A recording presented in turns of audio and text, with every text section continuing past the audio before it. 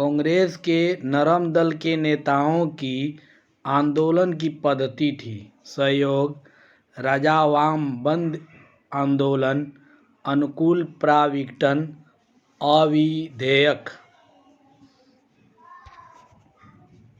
उत्तर D, राजावाम-बंद आंदोलन।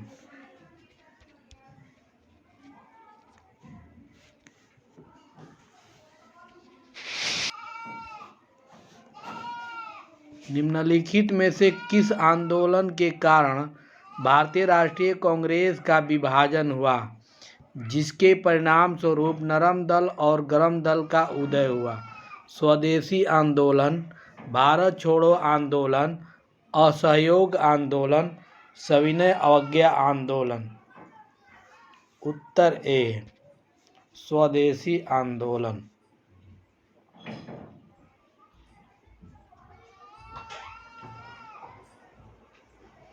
स्वदेशी आंदोलन तथा विदेशी वस्तुओं के बहिष्कार के बंगाल से बाहर प्रसार को लेकर कांग्रेस के उग्रपंथी तथा नरमपंथी धड़ों के मध्य मतभेद व्याप्त था। गरमपंथी आंदोलनकारी स्वदेशी और बहिष्कार आंदोलन को बंगाल तक ही सीमित न रहकर उसे देश के अन्य हिस्सों तक पहुंचाना चाहते थे। वे केवल विदेशी माल के बहिष्कार से ही संतुष्ट नहीं थे, बल्कि वे चाहते थे कि अंग्रेजी हुकूमत को किसी भी तरह का सहयोग न दिया जाए। अधिकतर नरमपंथी नेता थे। ग्रामीण क्षेत्र से, शहरी क्षेत्र से, ग्रामीण तथा शहरी क्षेत्र दोनों से, पंजाब से। उत्तर बी, अधिकतर नरमपंथी नेता शहरी क्षेत्र से थे। उदारवादी राजनीति या राजनीतिक भिक्षावृत्ति के युग में अधिकांश नरमपंथी नेता यथा दादा भाई नौरोजी, फिरोज शाह मेहता, दिनसा वाचा, उमेश चंद्र बनर्जी और सुरेंद्र नाथ बनर्जी आदि शहरी क्षेत्रों से संबंध थे। इसी काल में कांग्रेस पर स्मृतिशाली मध्यवर्गीय बुद्धिजीवियों का, जिनमें वकील, डॉक्टर, इंजीनियर, पत्रकार एवं साहित्यिक व्यक्ति सम्मिलित थे, का अधिकार था। उपाधियों और बड़े बड़े पद इन लोगों के लिए आकर्षण रखते थे। कांग्रेस में आने वाले ये प्रतिनिधि बड़े बड़े नगरों से आते थे और जनसाधारण से इनका कोई संपर्क नहीं था। निम्नलिखित में से किसने 1904 से लगातार भारत को स्वशासन देने पर बल दिया?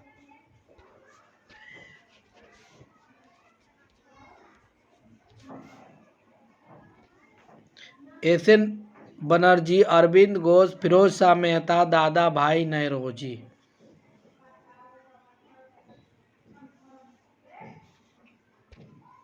उत्तर डी, दादा भाई नौरोजी। दादा भाई नौरोजी ने भारत के लिए स्वशासन या स्वराज की मांग वर्ष 1904 में इंटरनेशनल सोशलिस्ट कांग्रेस में पहली बार रखी थी। वर्ष 1905 में कांग्रेस के बनारस अधिवेशन के अपने संदेश में भी स्वशासन की बात कही गई थी। वर्ष 1906 के कांग्रेस अधिवेशन में अपने अध्यक्षीय भाषण में स्वराज की मांग रखी गई थी। निम्न में कौन उग्रपंथी नहीं था? बाल गंगाधर तिलक, मदन लाल ढींगरा, उधम सिंह, गोपाल कृष्ण गोखले। उत्तर डी, गोपाल कृष्ण गोखले उग्रपंथी नहीं थे, जबकि बाल गंगाधर तिलक, मदन लाल ढींगरा एवं उधम सिंह उग्रपंथी थे। निम्न में से कौन उग्र राष्ट्रवाद के उल्लेखनीय नेताओं में से नहीं था? बाल गंगाधर तिलक, बिपिन चंद्र पाल, लाला लाजपत राय, गोपाल कृष्ण गोखले। उत्तर डी, गोपाल कृष्ण गोखले उग्र राष्ट्रवाद के उल्लेखनीय नेताओं में से नहीं थे। बाल गंगाधर तिलक, बिपिन चंद्र पाल, लाला लाजपत राय उग्र राष्ट्रवाद के नेताओं में से थे। किसने भारतीय राष्ट्रीय कांग्रेस पर प्रार्थना, याचना तथा विरोध की राजनीति करने का आरोप लगाया? बाल गंगाधर तिलक, बिपिन चंद्र पाल, लाला लाजपत राय, गोपाल कृष्ण गोखले। उत्तर ए बाल गंगाधर तिलक।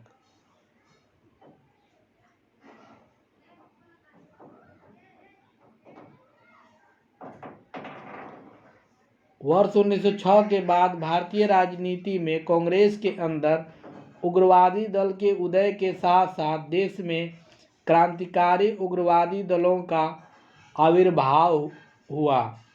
उग्रवादी विचारधारा के 4 प्रमुख नेता थे: बाल गंगाधर तिलक, लाला लाजपत राय, बिपिन चंद्र पाल तथा अरविंद घोष। इन नेताओं ने स्वराज प्राप्ति को ही अपना लक्ष्य बनाया। उन्हें उदारवादी नेताओं की तरह संवैधानिक दायरे के अंदर अपनी मांगें मनवाने में विश्वास नहीं था। तिलक ने कहा कि हमारा उद्देश्य आत्मनिर्भरता है, भिक्षावृत्ति नहीं। उन्होंने कांग्रेस पर प्रार्थना, याचना तथा विरोध की राजनीति करने का आरोप लगाया। कांग्रेस की प्रार्थना और याचना की नीति अंततोगत्वा समाप्त हो गई। अरविंद घोष के नेतृत्व में, बाल गंगाधर के नेतृत्व में, लाला लाजपत राय के नेतृत्व में, गोपाल कृष्ण गोखले के नेतृत्व में। उत्तर डी गोपाल कृष्ण गोखले के नेतृत्व में।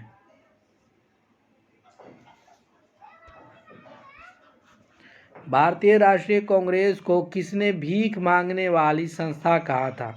अरविंद घोष, बाल गंगाधर तिलक, लाला लाजपत राय, गोपाल कृष्ण गोखले।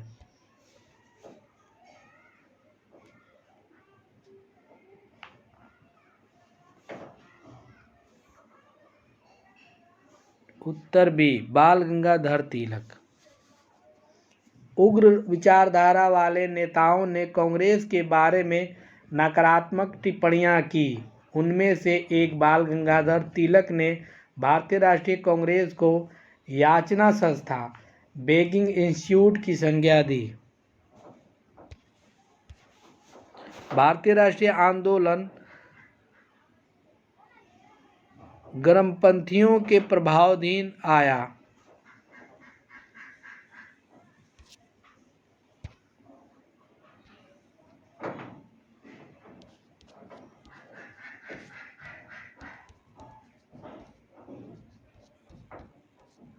उन्नीस के बाद, 1909 के बाद, 1914 के बाद, 1919 के बाद। उत्तर ए 1906 के बाद। वर्ष 1906 के बाद भारतीय राजनीति में कांग्रेस के भीतर गरम दल का प्रभाव बढ़ा। गरम दल का नेतृत्व प्रमुख कांग्रेसी नेताओं बाल गंगाधर तिलक, लाला लाजपत राय, बिपिन चंद्र पाल तथा अरविंद घोष ने मिलकर किया। इन नेताओं ने स्वराज को अपना लक्ष्य बनाया। तिलक ने नारा दिया, स्वराज मेरा जन्मसिद्ध अधिकार है और मैं इसे लेकर रहूंगा। निम्नलिखित में से कौन सा नेता कांग्रेस के गरम दल से संबंधित था?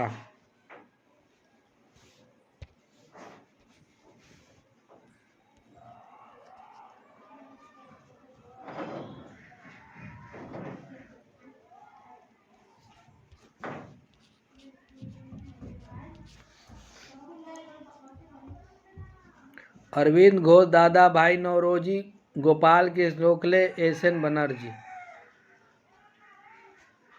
उत्तर ए अरविंद घोष। अरविंद घोष कांग्रेस के उग्रवादी विचारधारा अथवा गरम पक्ष के नेता थे। वे गरम दल के 4 स्तंभों लाला लाजपत राय, बाल गंगाधर तिलक, बिपिन चंद्र पाल और अरविंद घोष में से एक थे। 1893-94 ईस्वी में अपने एक लेख में उन्होंने कहा था कि कांग्रेस श्रमिक वर्ग से दूर है, राष्ट्रवादी है और पूर्णतया असफल रही है तथा इसकी शासकों के अप्रसन्न होने के भय से स्पष्ट न कहने की नीति को उन्होंने कायरता की संज्ञा दी। उनके अनुसार कांग्रेस क्षय रोग से मरने वाली है। वर्ष 1908 में पुलिस द्वारा मणिकतल्ला उद्यान में छापा मारकर जिन 34 लोगों को गिरफ्तार किया गया उनमें अरविंद घोष भी थे। सभी के ऊपर अलीपुर षड्यंत्र मामले के अंतर्गत मुकदमा चला। अरविंद घोष को 1 वर्ष की सजा हुई, किंतु बाद में साक्ष्य के अभाव में उन्हें छोड़ दिया गया।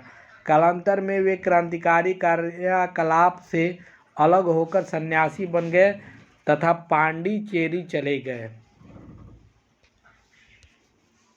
निम्नलिखित में से कौन एक उग्रवादी था? बिपिन चंद्रपाल, दादा भाई नौरोजी, गोपाल कृष्ण गोखले, एस.एन. बनर्जी। उत्तर ए, बिपिन चंद्रपाल।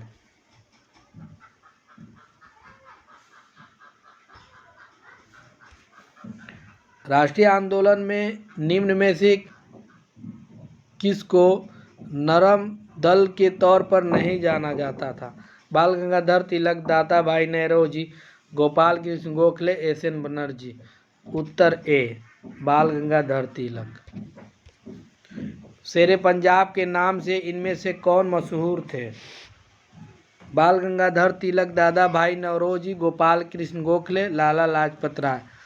उत्तर डी, शेरे पंजाब के नाम से लाला लाजपत राय मशहूर थे। लाला लाजपत राय शेरे पंजाब के नाम से भी जाने जाते थे। ये भारतीय राष्ट्रीय कांग्रेस में गरम दल के नेता तथा पंजाब के प्रतिनिधि थे। उन्हें पंजाब केसरी भी कहा जाता है। निम्नलिखित में से कौन भारतीय राष्ट्रीय कांग्रेस में उदारवादियों से जुड़ा नहीं था? फिरोज शाह मेहता, दादा भाई नौरोजी, गोपाल कृष्ण गोखले, लाला लाजपत राय। उत्तर डी, लाला लाजपत राय उदारवादियों से जुड़े नहीं थे। निम्न में से किसी एक को लाला लाजपत राय ने अपना राजनीतिक गुरु माना था? गैरीबाल्डी को, दादा भाई नौरोजी को, विवेकानंद को, मैजीनी को। उत्तर डी, मैजीनी को उन्होंने अपना राजनीतिक गुरु माना था।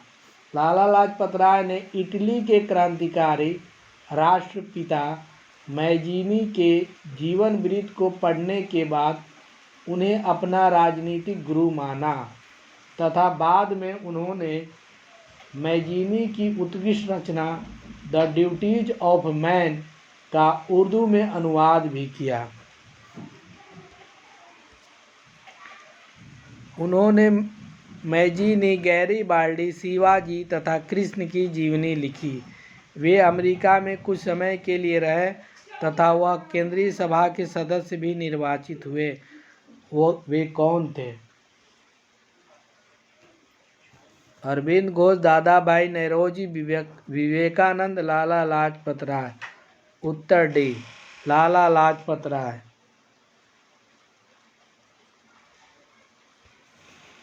पंजाब केसरी के नाम से प्रसिद्ध भारतीय स्वतंत्रता सेनानी लाला लाजपत राय वर्ष 1907 में 6 माह के निर्वासन के दौरान कुछ समय के लिए अमेरिका में रहे और प्रथम विश्व युद्ध के दौरान वापस लौटे। राजनीति के साथ साथ वह ओजस्वी लेखक भी थे।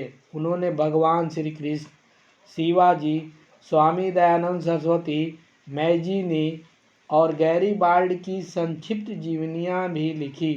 अनहैप्पी इंडिया और the story of my deportation इनकी अन्य महत्वपूर्ण रचनाएं हैं।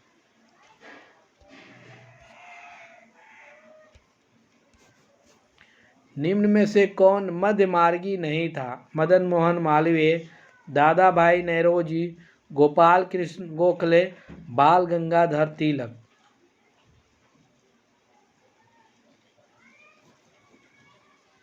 उत्तर डी, बाल गंगाधर तिलक।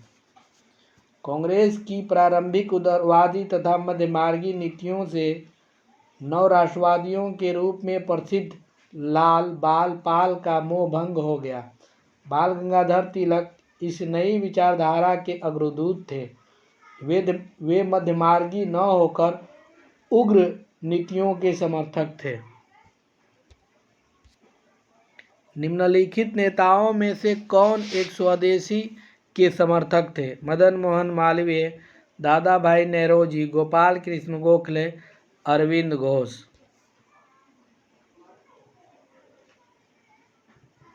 उत्तर डी, अरविंद घोष।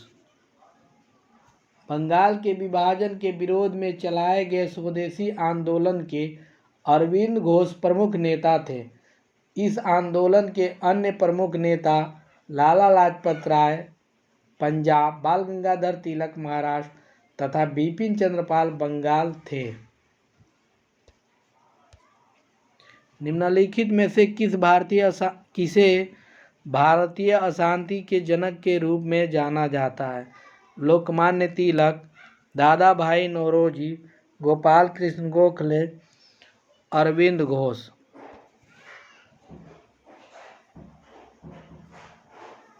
उत्तर ए, लोकमान्य तिलक। तिलक सेवा और बलिदान में विश्वास करते थे और उनमें सरकार की सत्ता को चुनौती देने का साहस था। यह उन्हीं के प्रयत्नों का परिणाम था कि कांग्रेस सरकार की प्रशंसा करने वाली संस्था से बदलकर सरकार की आलोचक संस्था बन गई। एंग्लो इंडियन नौकरशाही उन्हें विद्रोही समझती थी। सर वैलेंटाइन सिरोल ने उन्हें भारत में अशांति का जन्मदाता कहा था। तिलक सिरोल पर मानहानि का मुकदमा चलाने के उद्देश्य से इंग्लैंड गए थे। यद्यपि वे मुकदमा हार गए, किंतु इसका उचित प्रभाव हुआ। बाल गंगाधर तिलक को किसने अशांति का जनक कहा था? Lord Curzon, Vincent Smith, Valentine Chirol, Henry Cotton. उत्तर सी, वैलेंटाइन सिरोल।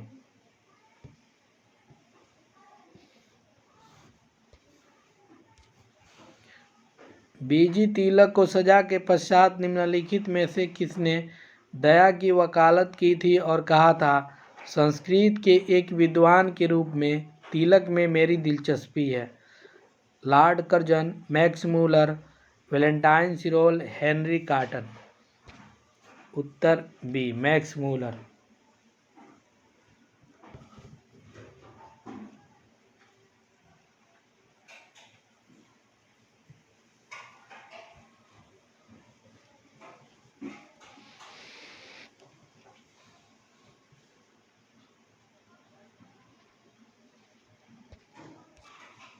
बाल गंगाधर तिलक लोकमान्य तिलक के नाम से जाना जाने लगे जब वह एक लोकप्रिय शिक्षक बने।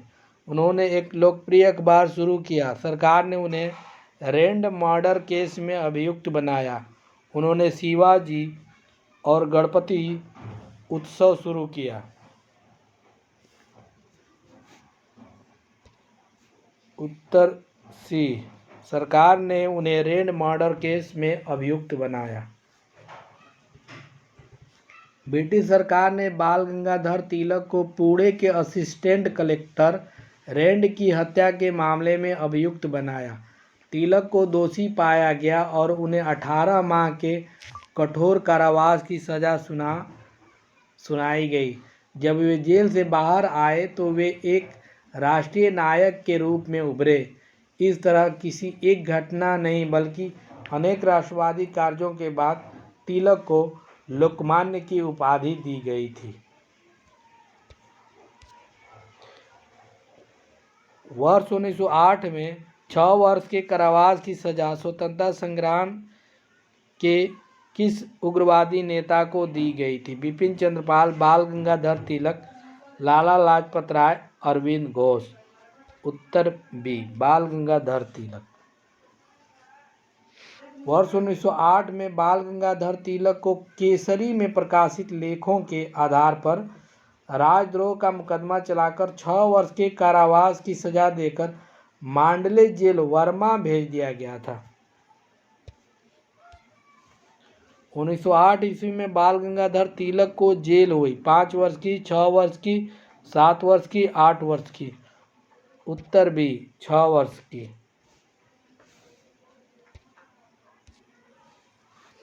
भारत के स्वतंत्रता आंदोलन के प्रारंभिक दौर में उग्रवादी विचारधारा को निम्नलिखित में से कौन सा एक निरूपित करता है?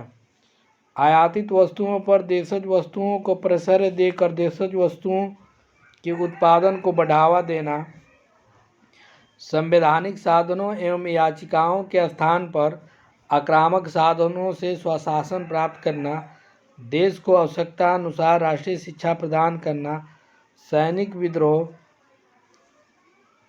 द्वारा ब्रिटिश साम्राज्य के विरुद्ध बलात् राज,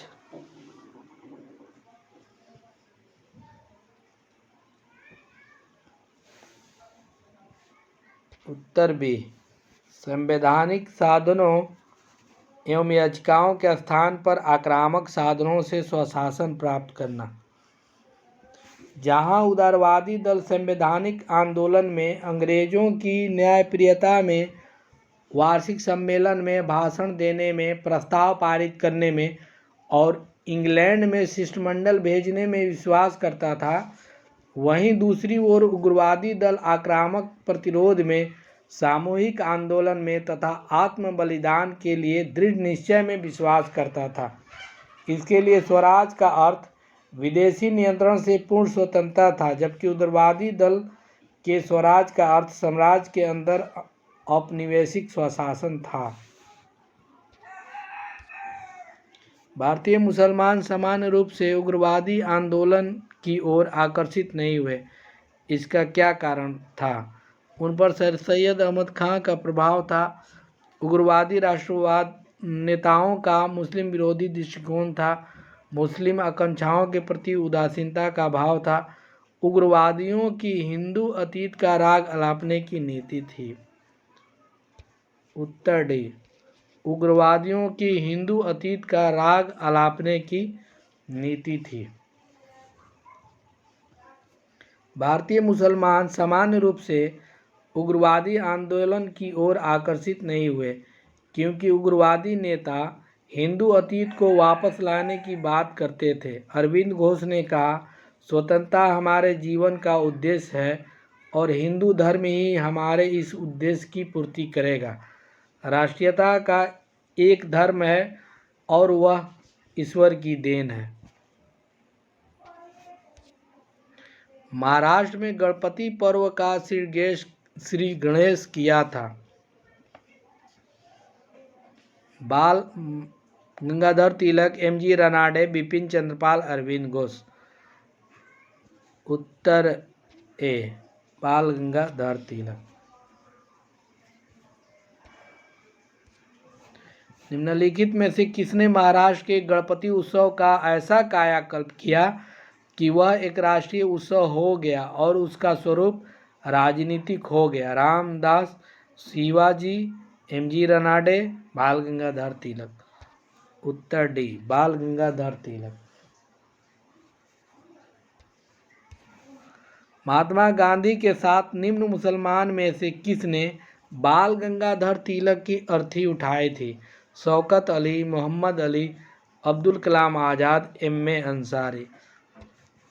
उत्तर ए, शौकत अली। बाल गंगाधर तिलक की 1 अगस्त 1920 को हुई मृत्यु के बाद 1 अगस्त 1920 ईस्वी को बाल गंगाधर तिलक की मृत्यु हुई थी और उसी समय असहयोग आंदोलन भारत में चलाया गया था। 1 अगस्त 1920 को हुई मृत्यु के बाद उनकी अर्थी को महात्मा गांधी के साथ मौलाना शौकत अली तथा डॉक्टर सैफुद्दीन किचलू ने उठाया था। मौलाना हसरत मोहानी ने उस समय शोक गीत पढ़ा था। वीडियो को अंत तक देखने के लिए धन्यवाद।